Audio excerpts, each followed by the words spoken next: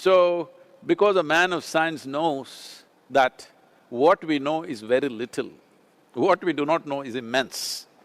Having said that, we need to understand this. Life has happened here on this planet mainly because of the fire of the sun. So generally in the yogic culture, in the yogic sciences, we look at life as a composition of five basic elements: earth, fire, water, wind and space. These five elements come together. The entire creation is just the mischief of five elements. When Adi Yogi was asked by the seven sages, what is the nature of this existence? How is it that it is so limitless and variety of things happening? He was bored with this question, so he said like this. He said, just five. The entire creation is the mischief of five elements. If you have mastery over these five elements, in many ways you have mastery over life. And hence the basic foundations of the yogic science is called BHUTSUDDHI. That means cleansing and mastering the five elements. If you get what is called as BHUTSUDDHI, that means the five elements in your system, if you have grasp over that, you have grasp over your entire life process. This is what yoga is about. People may be twisting and turning and thinking they're doing yoga, all they're trying to do is get some kind of handle on their five elements.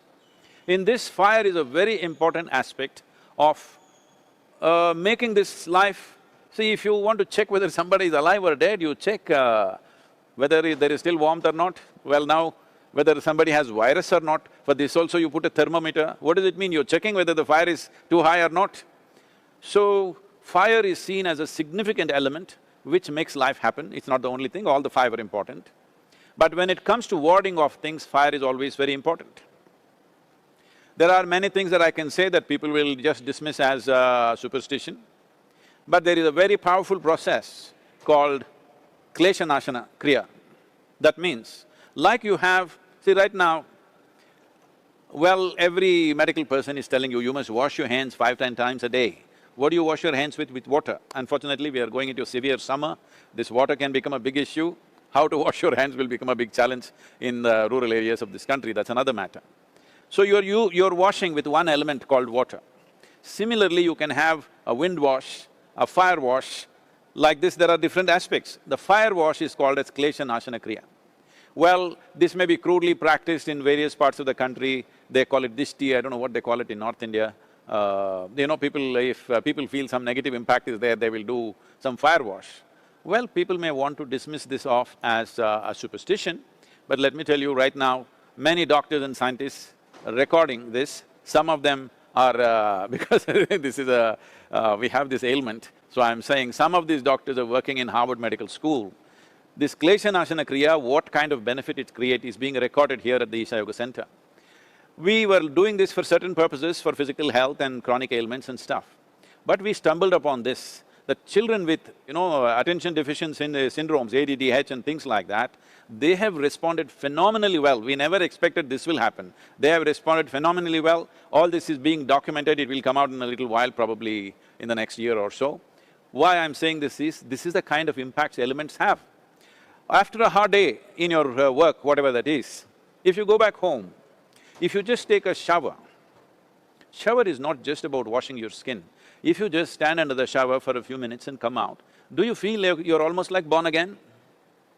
A whole burst of new energy, every human being experiences.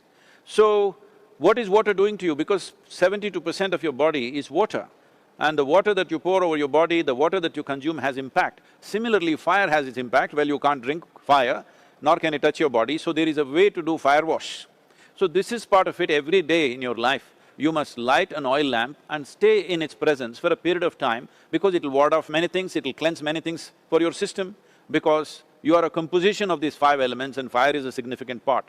This is not today, forever. Whenever epidemics happened in this country, one important thing is to have fire burning all the time in the house.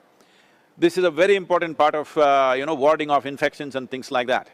If it is airborne, especially if it's airborne, having fire around you will help. Please don't do it just for 9 minutes. Till this entire episode is over or for always in your life, there must be some kind of a lamp burning around you, somewhere close by. This will do wonders to you. Please experiment and see, don't go by what I say. Experiment and see, always this does wonderful things to you.